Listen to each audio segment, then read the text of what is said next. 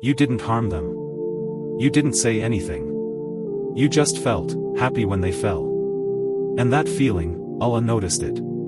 Allah says in Quran.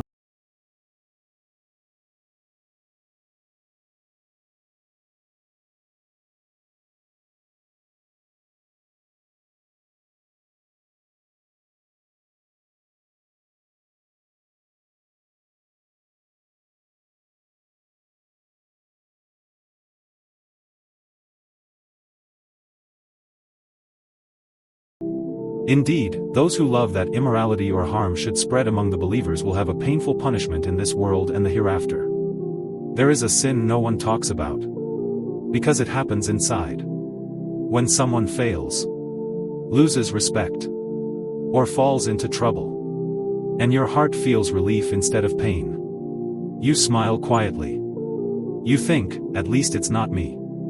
Islam doesn't only judge actions. It judges reactions of the heart.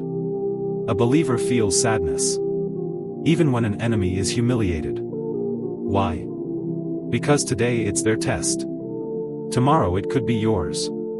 The Prophet, peace be upon him, taught us to ask Allah for safety, not superiority. Rejoicing at someone's downfall hardens the heart and removes mercy from the soul. If Allah covered you, why are you pleased when He uncovers someone else?